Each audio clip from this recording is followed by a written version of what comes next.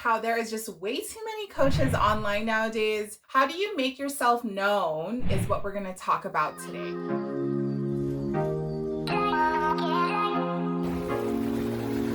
We are in year 2022.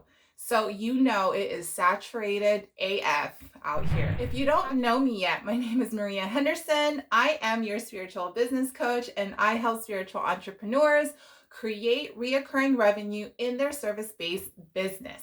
Today's video is how do we really make ourselves stand out in the very saturated space of coaches? Saturated space.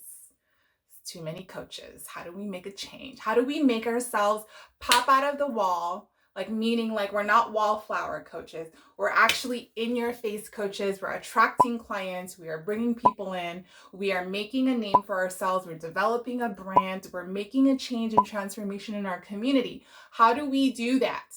I am the queen of finding your uniqueness as a quote unquote coach, expert, mindset person, all of the things.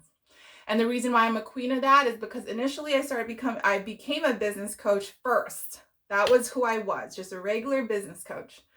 Regular degular, right? Not really fun. So hard for me energetically to show up for my clients because I only offered traditional coaching. I had to rethink, who were the people I am attracting? Well, I'm attracting regular entrepreneurs.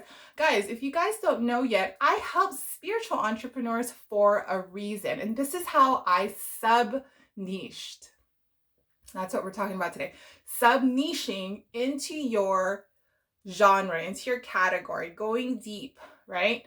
And how I subniche is that I really delved into my spirituality. I really delved into energetic works. I really delved into meditations. I even do tarot cards for my clients now. And guys, I work with the best clients, the people who are literally aligned with me energetically. I literally have a table of these women who are just like me, who love spirituality and also love making money. Ta-da! That, guys, is called subniching. And that is how you make yourself pop out of the wall, out of the wallflowers, and you're actually a coach that is memorable. You are a coach to work with. You are someone who is different, that is offering a unique take on whatever it is your niche is, okay? When you do this, guys, you actually are able to reach a demographic that is not being served. And that is the goal here. You got to take a look. Who's the demographic that's not being served right now? Who? You can't just call yourself a life coach anymore. You actually have to subniche. You can't just call yourself a career coach. You have to subniche down into what kind of career coach. Otherwise, if you do too diluted offerings, or if you're too diluted of a service coach or service provider, you kind of just fall back in the wallflower paper, right? And I want you guys to pop out like 3D. Remember those 3D books where when we were younger, you like put it in your face and then you go like that, and then it pops out. That's the kind of coach I'd like for you guys to be. So if you guys are just regular degular spiritual life coaches, what kind of spiritual life coach are you? Okay, I have a client who is a spiritual life coach, and she teaches fashion, or she does fashion, she does design. That is how you find your uniqueness. You merge the two. That is subniching. Okay, even in the exact world, you know, a generalist makes less money than someone who's subniched into the thing. For example, I wanted to become a paralegal when I was in my 20s.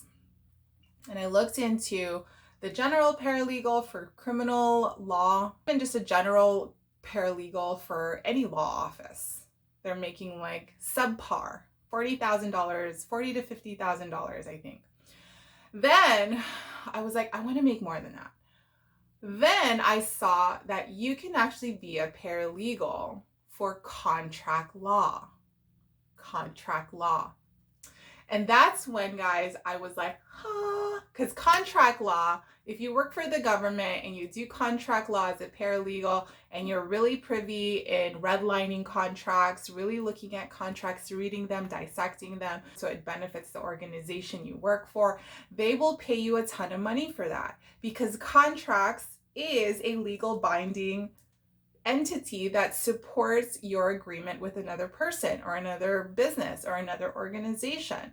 So that is the thing that I wanted to get into. And I actually got my certificate as a paralegal in contract law and worked as a procurement person for an events company doing contracts.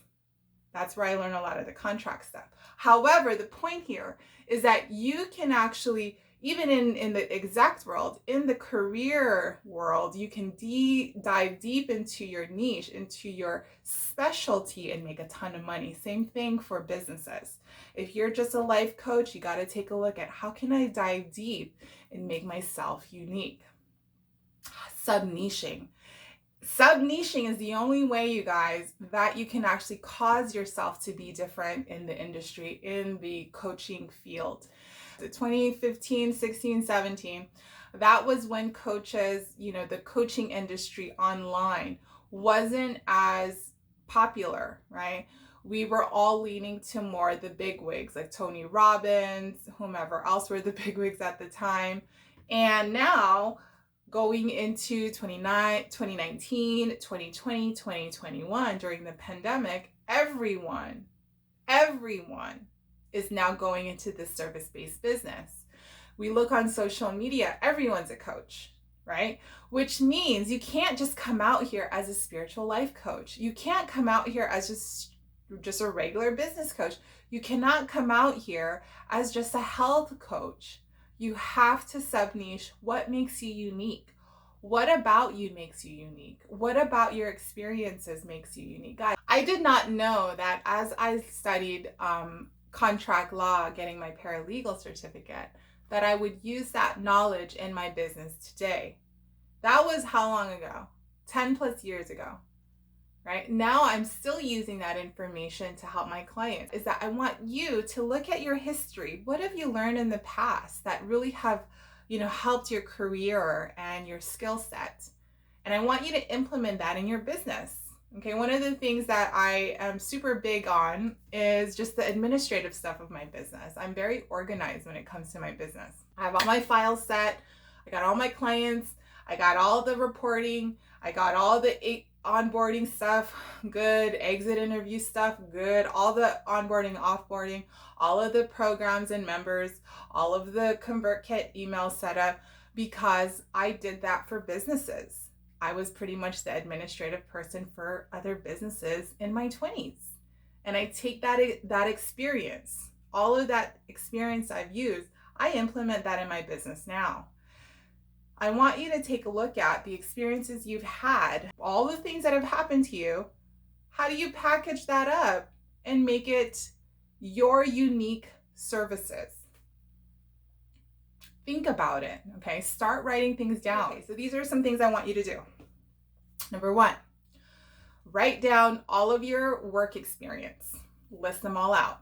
And I want you to go from all the way to starting. And then I want you to list out what it is that you're going to pull from each work experience and how does it benefit you to put into your coaching program or even into your business now. How do you help clients that come to you with that experience and knowledge? That's the thing that I'd like for you to do, to know the uniqueness of you, to know the uniqueness of your services. Every single person who's called to do this work has a unique advantage. And that unique advantage, if you're not aware of it yet, there's something blocking you from being aware of it. If you loved hearing the information here today and you felt moved, book a call with me. I'd love to connect with you. Again, if you're a spiritual entrepreneur, even an entrepreneur who's curious about spirituality and how do I implement these kind of things into my business, book a call, guys. My link is below. I love talking to you guys. See you guys in the next video. Mwah.